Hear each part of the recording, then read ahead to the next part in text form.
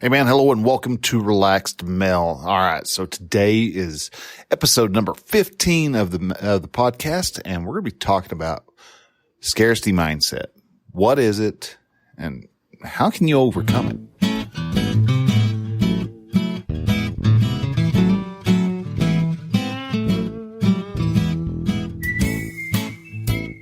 Hello and welcome to Relaxed Mel, podcast that helps men change their relationship with themselves. I am your host, Brian, and I am a men's life and mindset coach who is here to help you understand that you don't have to suffer at your own expense. You can live your dream, and I encourage you to set, then pursue your goals. So join me as I change the mindset and attitudes of men so that they can be the leaders of their families and their destinies.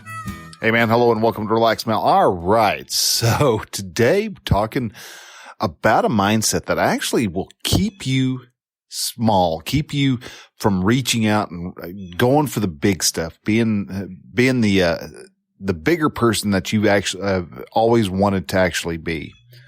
We're talking scarcity and the mindset centered around scarcity and the fear that all of that is actually based on. And Stephen Covey best described, of course, he came up with the whole abundant mindset and scarcity mindset, and he actually has the best description for it because of that. And he said most people are deeply scripted in what I call the scarcity mindset. They see life as having only so much, as though there were only one piece of pie out there. In addition, if someone were to get a big piece of pie, it would mean less for everyone else. Sound a little familiar, doesn't it? I'm sure you have experienced scarcity mindset in one form, fashion, or another. I know I have. I'm always battling some form of a scarcity-oriented mindset. And it's why I wanted to kind of talk to you today, is just to see if we can find ways of being able to just change how we approach the issues and the problems that we have in our life, because we see so much and we're held back by what we don't have, instead of being able to see exactly what all good and possibilities that lay before us. We don't see the fact that we don't have $200 million in our bank account. That means we can't we can't buy a new RV, or we can't go out and spend a week camping because we've got to be working. We've got to be making money. We don't have enough to be comfortable. Yet we never actually, express what our level of comfortability, if that is even a word, actually is. And so wanted to kind of just start talking about this type of mindset, this negative enemy of your hopes and dreams, and the binds and the bonds that it creates that holds you back from achieving your dreams. Now, a lot of people believe that scarcity mindset is actually just a zero-sum game. That's a new word. A zero-sum game. Let's get that right.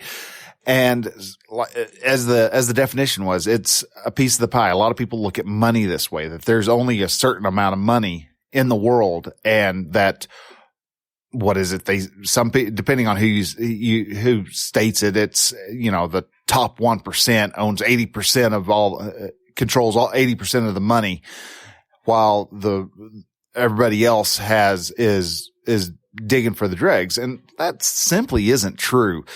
There is a phrase, you're making money. You trade value for value. And because of that, you get more value is actually how life really works. You take a good example of this that I've heard was from Rabbi Daniel Lapin, is you have a tribe who is skilled at making some of the best, straightest, strongest, sharpest bows or arrows or spears out there. And They make, because of these spears and arrows, they have plenty of food to eat, but where they hunt for food, there's just not much water. They have to walk, many, many miles to get over to a river where they can fill up the gourds that they have to make, or they have to find and hollow out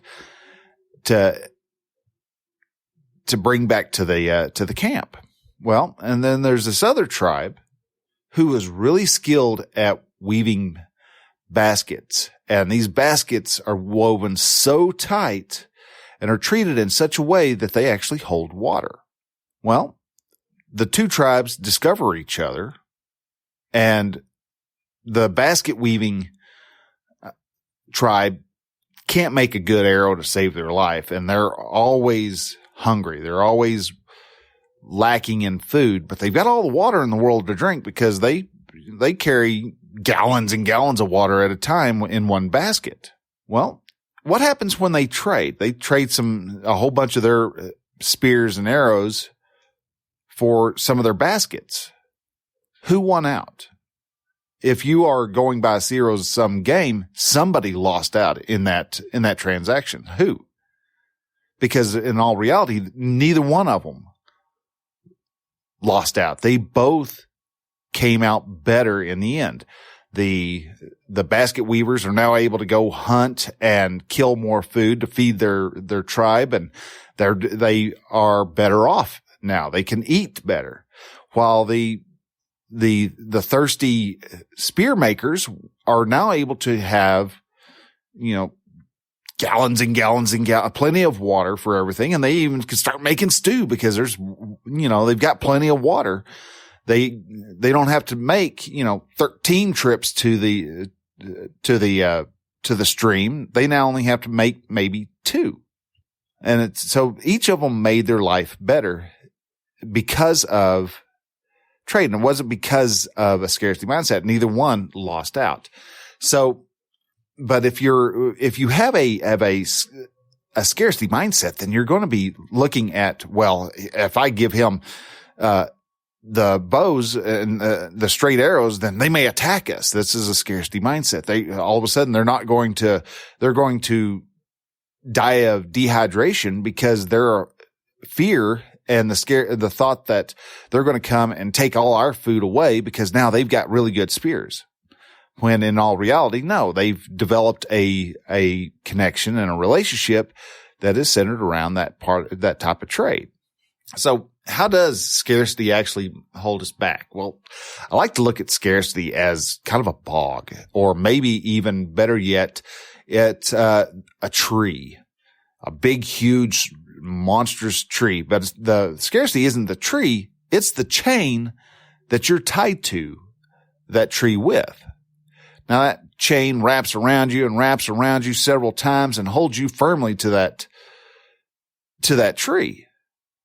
But the censure is that it's not locked. You're concerned about what you don't have. That scarcity mindset is the chain. But if you pay attention and you look at instead of looking at what's holding you back, looking at what's possible, you see that, oh, well, the lock is just kind of draped there. It's not, it's dummy locked instead of actually being locked all the way. So you can actually reach up and undo take the lock off the chain and the whole thing falls off. Scarcity mindset shows that you're more concerned with what you actually don't have. Your focus is on the scarcity, the lack thereof of a resource, whether it's money or stuff that we have in our house, sex, there's all these different things that we focus on that we don't have. We aren't getting enough food. We don't have, if you're an alcoholic or even if you were a drug user, you're worried more about you running out of a substance that you're addicted to, instead of looking at the fact that, instead of worrying about where you can get your next hit, instead of looking at the fact that, dude, you could come up with money really quick if you apply your mind to it. You don't see the resources that are available to you. You're limited to what you can't actually see, or you're limited to what your field of vision is limited. You're not seeing far down the road. You're focused in on only what is happening to you at this very minute, instant, second. A lot of times business owners will actually suffer from scarcity mindset because you see people, one of the biggest problems everybody has is actually charging their clients money. That is one of the biggest issues you have. You're like going, well, I can't hit print because it was only spent 20 minutes with him and was able to get the problem fixed in no time at all. And it wasn't work. We believe that money is based on work when it's not. Money is based on value. It's the value, that we contribute, and the money is nothing more than little green certificates of appreciation, as again, Rabbi Lapin likes to mention. So when you often will just basically take, $200, crumple it up, throw it in the trash, than get paid. You would rather say, no, it's nothing. It wasn't important. I didn't need I don't need to charge you for that. Instead of allowing the customer the pleasure and joy of the free trade and being able to let you have the $200 that you earned. And people with that see the issue, and that brings up a story that I remember hearing of a repairman. There's a company that had an old machine that their business relied on, and for whatever reason it started clanking really, really bad, and the clank got worse and worse. And as they kept trying to find people to fix it, people would come in from, other repairmen would come in and they would look at it, they'd tear it apart, and they couldn't find what the problem was. And they'd try it again, try somebody else. And eventually they found, a little shop, a little guy, down the way, and they told him the problem. He's like, yeah, I can help you with that. And so he comes down and he is carrying a big old bag, and he reaches into the bag and pulls out a stethoscope, and he puts the stethoscope in his ear and starts listening to the machine as it clunk, clunk, clunk, clunk, clunk. And he kind of listens for a couple minutes, and then he takes the stethoscopes out of his ears and puts it back in the bag and reaches in and pulls out this little hammer. And he just kind of feels along the side, and all of a sudden he stops. And he gives the machine a right smart tap, just turk. And the moment he does, the clanking stops, and the machine starts running better than it ever has for a long, long time. And the guys, the business owner's like, "Oh, wow, that's amazing. Oh, that is incredible. Thank you so very much. I can't thank you enough. How much do I owe you?" And the guy looks up and says, "That'll be $2,000. And the business owner's like, "What? Are you out of your mind? $2,000? You were only here for 5 minutes. How is that worth $2,000? That's just way too much." And the guy says, "No, it's not. It was $10 just to tap the machine, but it's $1,990 to know precisely where to hit." A lot of business owners don't realize that they're not being paid for their time. They're being paid for their expertise. They're being paid for their knowledge. And that is where the value is. They see money as being equal to the amount of work done, when it's not that. You don't have to work your fingers to the bone to make a lot of money. You just have to know what to work on. Now, people with a scarcity mindset, they often, there are definitely always main key indicators to someone who is in a scarcity mindset. One of the big ones is that you play it safe. You don't have the amount of resources at your disposal, so you can't go bold, because what happens if you lose all your money or lose all your resources. Say you're a farmer. You've gone out and you've planted the last bit of your seed wheat into the field. Well, you're taking a gamble every time. What happens if that crop fails? Well, he doesn't have any more seeds left to plant next year. So it's kind of a make it or break it moment. So he could wait it out until he knows for sure that the season's going to be favorable. But do you ever really know when that season is going to be favorable? You kind of have to you can kind of look through, get an idea according to what Farmer's Almanac's going to say. But we know Farmer's Almanac is more miss than hit most of the time. I've seen on Facebook 3 years in a row that we're supposed to be having one of the worst winters in our lifetime. And I think we've had maybe accumulated total, maybe 3/4, maybe an inch at all altogether. So it's not, you can't predict the future. You can take what you know. You can make a educated guess, but anything you do is going to require risk, especially stuff that has the possibility of a big payout. You're going to have a lot of risk to it. So a farmer has to take his seed. To be able to make money, he has to take the risk, take the chance that his crop is going to fail, that he's going to have to take the chance that the wheat may be looking beautiful, may be having just enough rain and all that. And it gets up to the critical point right before everything, it starts to head out and all that. And all of a sudden a tornado comes through and just, 2-mile wide tornado comes along and just wipes his field off the map. Well, what's he going to do now? There's a lot of unknowns, unplanned. You can prepare for disasters. So you may get in, like a farmer normally has crop insurance. So if a tornado or hail comes through and beats his corn or wheat to smithereens, he's got something to kind of ease that burden. But that's why you have to pay them, because they're actually taking the risk. You're paying them to take the risk while you don't have as much. So if you play it safe, you're not going to have as great of a season as opposed to if you were to go ahead and know that the crop's going to come up. You know what to do. You have the knowledge, you have the skills, you have the tools.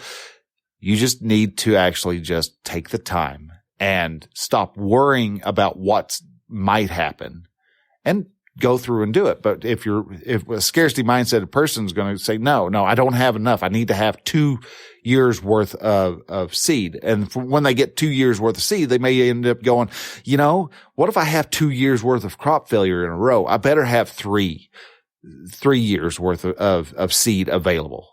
And so you're worried, you're holding everything back because out of a possibility, out of that fear, and because you've got a limited amount of wheat seed, you're not going to do anything because of the fact that you are wanting to play it safe and wanting to make sure you build up enough. You're going to let incredible opportunities pass you by.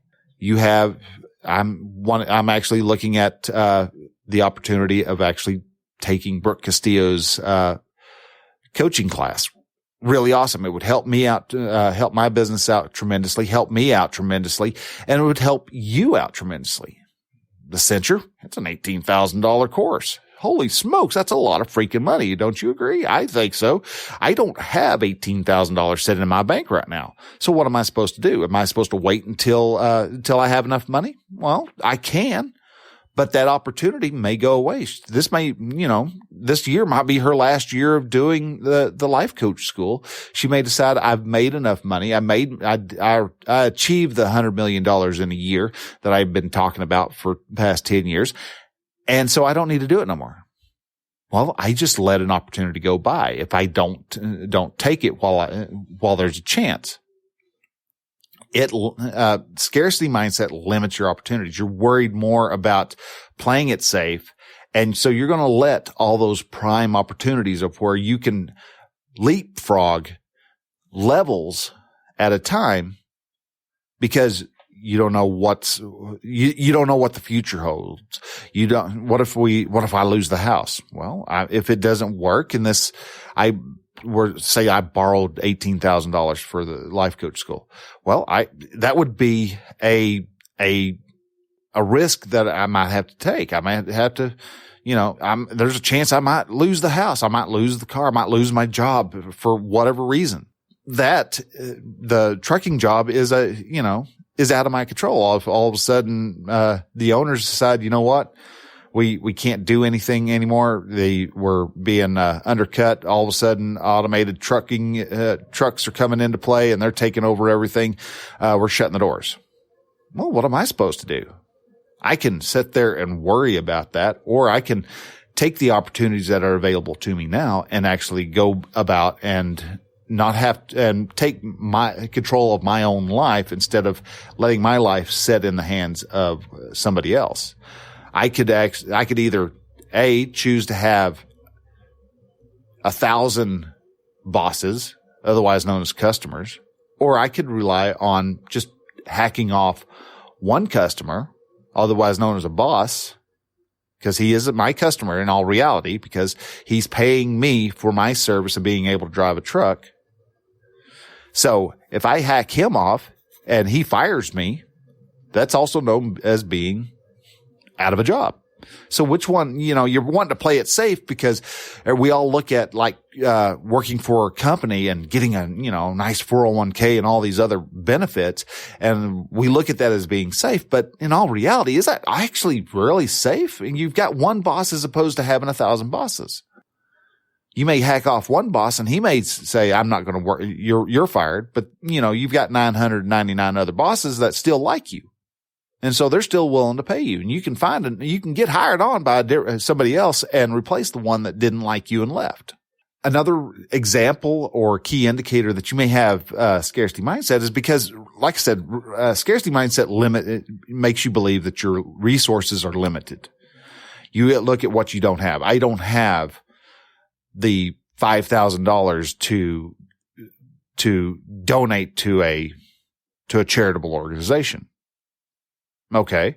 What do you have? Well, you do have time. You can actually volunteer for an organization. You could volunteer. You could, but a lot of times we look at the fact that we don't have the money. We're focused in on our limited resource, and we go, well, I can only give $50. Well, okay, good job. You volunteered you donated $50, though you had, you've got 1,000 sitting in the bank. Not saying you clear out your bank to a charitable organization, but you're worried about what you don't have. And so you could donate your $50 and donate your time, donate your services. And so because you don't have an abundant mindset, you actually run into the problem of you're just not going to be charitable. You are more worried about the lack of popcorn in your popcorn bowl and you're not going to share that popcorn because, you've only got that one bowl of popcorn, though you have, 16 more bags of popcorn in the cabinet. Another indicator is that you find yourself envious of others. Yeah, you see that the Joneses down the way just got themselves a brand new bass boat, and it's hooked up to the SUV they just bought, 3 months earlier, and you're like, "Well, that must be nice." Well, in all reality, yeah, it is. That phrase, "it must be nice," is a huge scarcity indicator. The fact that you're showing envy is you're thinking of what you don't have. You don't see the fact that he works until 10 o'clock at night and is putting in all the extra hours and is struggling like a dog to try to get himself to be a partner in partnership so that he can make even more. He's doing a lot.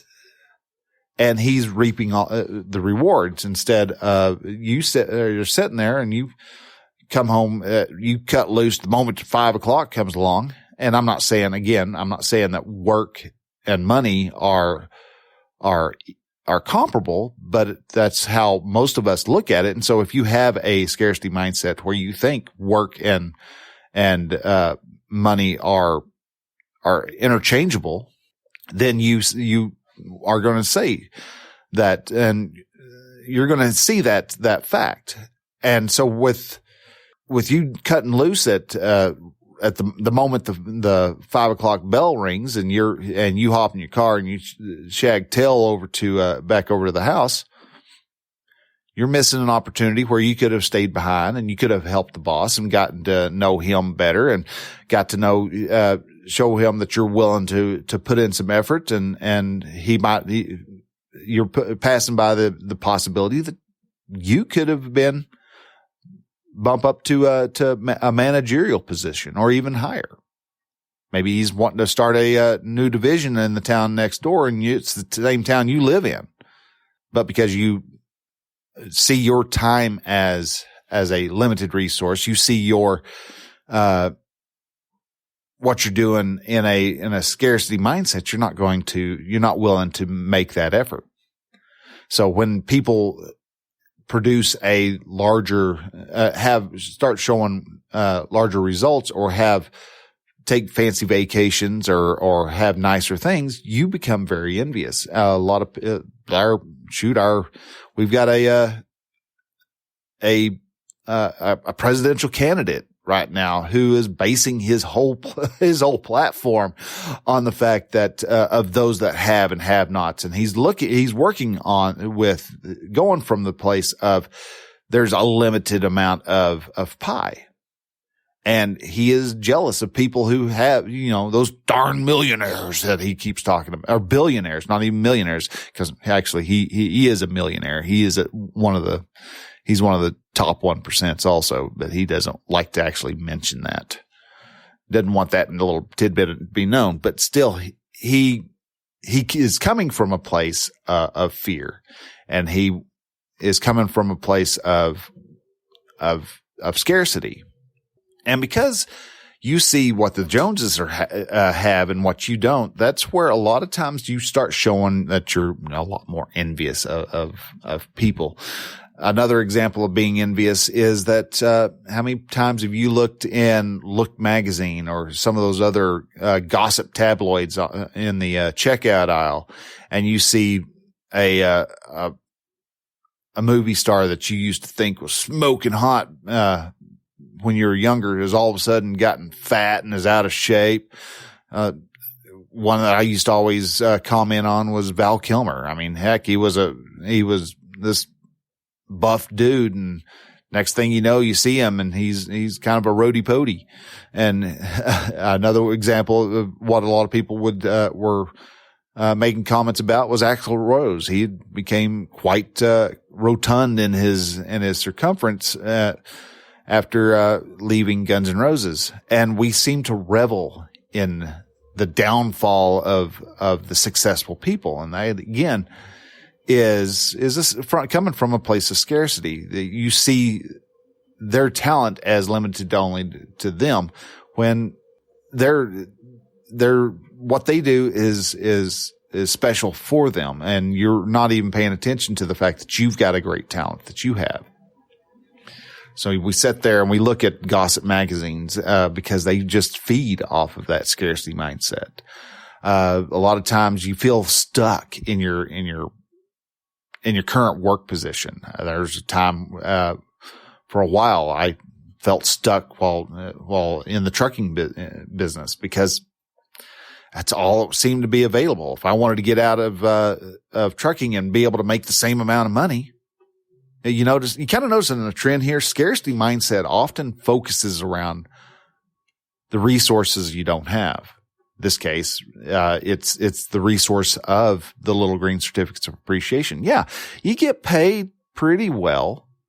You're not ever going to be rich driving a truck, but you do pretty well driving a truck. You can pay the bills.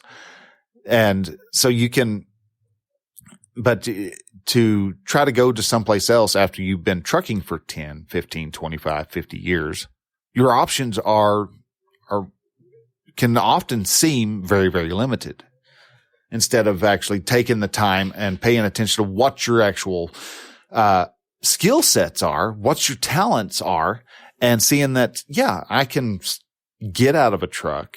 I love helping men and talking to men and helping them to see that there's so many excellent opportunities for them to expand, grow, change how they see life, instead of being worried about work coming up on Monday, to help them be able to come about, and grasp life and live life to its fullest.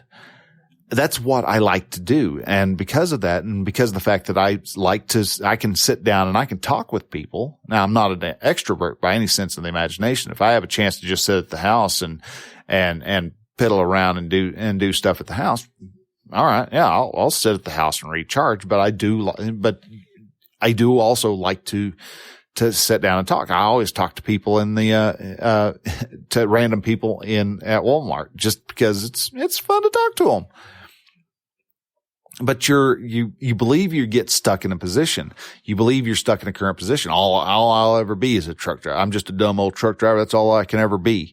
Well, okay, that's a limited resource. Your opportunities are limited. And so because of that, you feel that you have no other option but to drive a truck up and down the road and make a living that way. So because you see yourself stuck, you also are limiting your thinking. So when you limit your thinking, you're not even going to entertain the possibility that you could leave the trucking industry and you could do something completely different and make 5, 10, 200 times the amount of money that you're making while you were driving a truck. Yeah, it is possible. It's not easy. Anything worth it is not easy. You don't need easy. You just need to make sure it's worth it.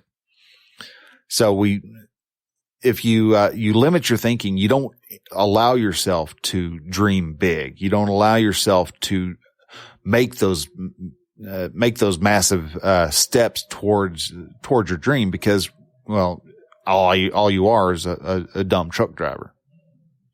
Now, another one is one that I've talked about before. I suffered, I'm not going to say suffer. I get plagued by this this thinking from time to time, and that's overindulging. How many people have you gone and received your tax return check, since tax return season is in full effect? People are getting their checks now, and you see them walking into, say, Walmart and walking out with an 84-inch television or an 80-inch television. I've seen that several times the past couple weeks. This is their prime season to sell the big ticket items, because when come December, most people who are with scarcity mindset, they see the fact that they have this money, and so they are either afraid that somebody else is going to take it or steal it or something like that, or that this is their chance to buy the stuff that they haven't ever been able to get. And so they have a little bit of extra resource. And so what do? They just splurge on it. And instead of taking that extra cash and applying it to something that could further them down the road, like coaching or like taking classes to learn about business, or learn about whatever it is that expands their interests and their passions, they blow it on televisions or brand new cars, which little hint here, if you're someone who likes to buy brand new cars, rich people don't buy brand spanking new cars. They let you take the first hickey, because the moment you write your name on there, you've lost 50% of the value. It's become a used car. It's not even, you lose a little bit more percentage of the value of that vehicle the moment you actually hop in it, turn the key, and drive off the lot on it. But most millionaires will wait and buy a low mileage 2-year-old vehicle and then drive it until the doors fall off. So we often overindulge. We'll buy brand new stuff that's not really all that valuable. We'll take that money and we'll within 2-3 weeks, you've gone through your extra money that you had thanks to giving the government a no interest loan. Scarcity mindset can also affect your sex life. And that's, a lot of time, that's a big problem that a lot of guys actually face is they think back of when they first got married and they were all, getting it 2-3 times a week and if not more. And then 10 years down the road and you've got 2 kids and you're doing good if you get a roll in the hay, every other month. And you start to feel sorry for yourself. You start to feel resentful, towards your wife because you don't know what in the world is going on. Why does all of a sudden the whoopee, train has come to a grinding halt? Well, there's several reasons that it could be, but because you're sitting there like a wounded little child, you're not acting very, very sexually appealing, but because the resource of pleasure that you were getting is suddenly, not even suddenly, it's just been gradually cut off. You start to wonder what's going on. You may turn to, you think, well, she's not going to get it. I'm going to get it somewhere else. So you decide because of scarcity mindset, you decide you want to throw everything that you've worked hard for out the window and go have an affair. Or you have, with a scarcity mindset, you may not have an affair, but you may put even more of a wet towel on the fire and snuff what little flame there was out, turning to porn. And the wife finds out. She's not looking at porn the same way you are. She's looking at it like, oh, well, that's a young woman who's got a very firm body and he's looking at her. Okay. Yeah, you might be. That's true. You might be looking at it. It doesn't matter that you might be looking at that and imagining just seeing the act itself as something that you and her could be doing. But it's because of how she's interpreting what you're doing. She takes that as even more of a hit, which would in turn creates even, causes her to not want to have sex with you even more. So instead of looking at what are the resources you have, you're looking at what you don't have. And the resources that you do have is communication. You talk to her, find out what in the heck's going on. Why is she not in the main? She may tell you, it's like, I've got 2 kids running around here. One of them's in diapers. The other one's, 3 years old. They're pulling on me in every which way they possibly can. As you noticed, I haven't been able to get the house cleaned. I don't feel productive. I don't feel like I've contributed to anything in this, to the family for the past couple of years. So I don't feel like a worthy person to be idolized, much less want to have, much less even want them to think that I'm worthy of the attention that you want to give me. There were several insecurities that she could be having. There's a lot of different things that could be happening that you have no clue because you're being a wounded little boy and not approaching the problem as a man and talking the problems out. So how do we change that abundant mindset or change that scarcity mindset to a more abundant oriented mindset? Well, biggest way, and I think is one of the best tools around, and that is write in the dadgum gratitude journal. That thing is just absolutely a godsend.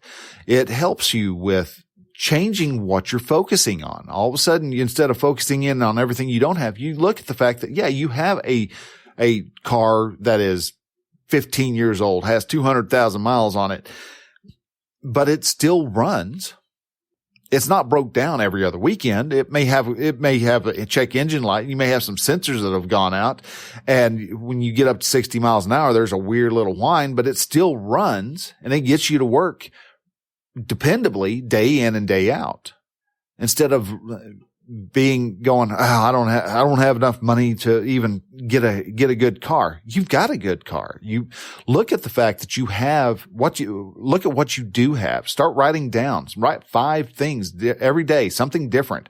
5 things that you are grateful for. I am grateful that I have a roof over my head. I'm grateful that I am married to a beautiful, incredible wife who still cooks incredible food. I'm grateful for the food that she makes. I am grateful for the fact that I have a job. I'm grateful for the imagination. You can come up with, you could write and write and write all the things that you do have. And the more you write down in the gratitude journal, the more you're going to understand your mindset and your attitude, and what you focus in on is not what you don't have. It's going to focus in on what you do have, instead of going, well, the boss doesn't like me to have new tires. Well, be glad at least you got tires. There's been a couple of times where I've seen some truckers who are broke down on the side of the road with a blown out tire, and they don't have the money for a new tire.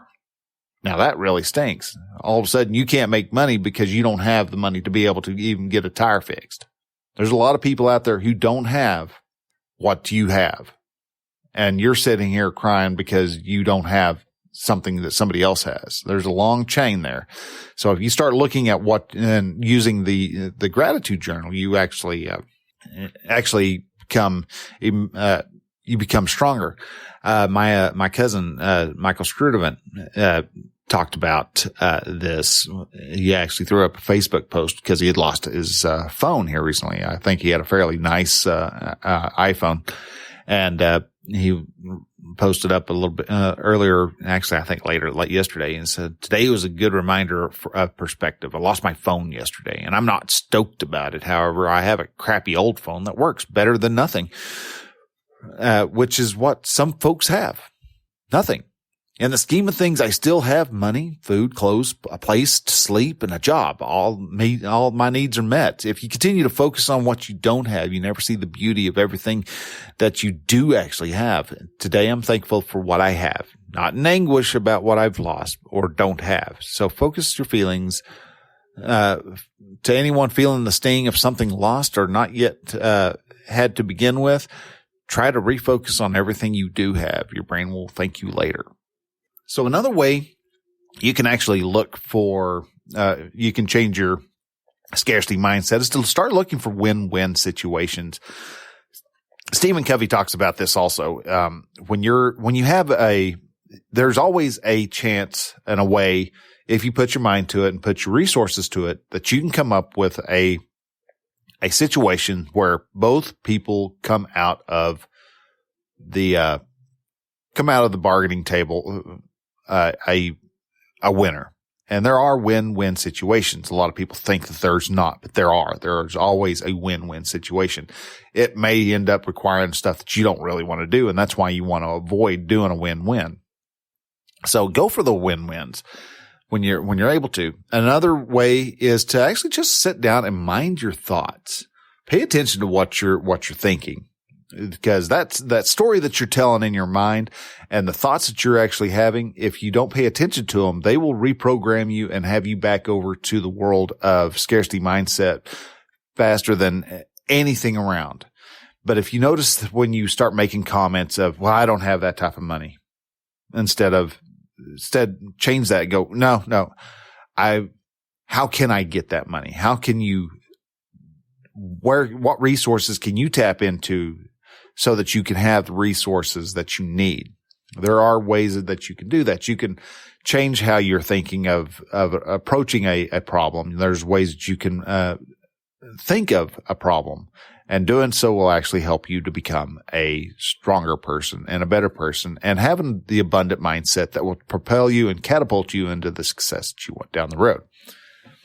So look at ways that you can actually change that mindset, and you'd be surprised at how well abundant mindset works for you. So wrapping this up now, I want to just take a moment and let you know I've still got openings available for the camping coach, but I'm going to let you know the price that it's setting at right now is fixing to go away. Right now it's $375, and that is fixing to go up to $500 come the beginning of April.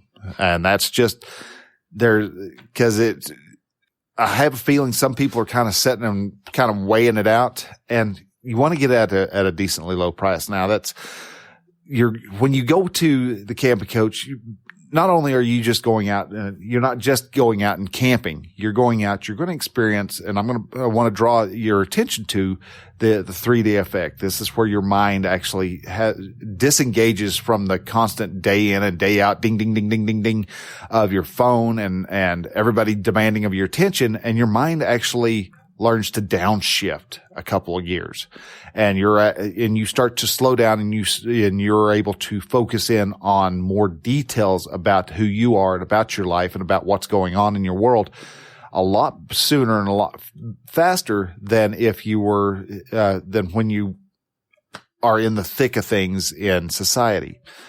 Now, this isn't just sitting around meditating and listening to the whippoorwill call and the meadowlarks chatter about, but this also is got me a place for coaching, and we're going to be going through, and we'll be finding out what you're actually needing work on, and go through and help you get that work taken care of. Figure out how can you actually get to that point, that area of success that you actually want to have. And so because of that, you'll benefit from actually going to this camping coach. Now, one of the last thing that we actually will be doing with this is every evening having a mastermind where everybody in the group gets together, and it's not just me. It's not a group coaching session. I'm going to be making sure that you throw in your 2 cents. What do you think might help? And what might somebody else be able to help you with whatever your issue you're bringing to the table? This is where we can all help each other be able to grow while at the same time enjoying the fresh air and the sunshine of the Western Oklahoma skies. So anyhow, look into it. Go to relaxedmail.com/live event for more details, and sign up soon, because like I said, the prices are fixing to go up. And when that happens, that price, that $375 is going to be gone for good. So folks, thanks again for listening, and I appreciate it, and I'm grateful. If you like this show, please click subscribe in the podcast app that you're using. If you're using Spotify, click follow, and that way you'll be notified and you'll receive every new episode that cranks out. So thank you again. We'll talk to you next week. Till then, stay awesome.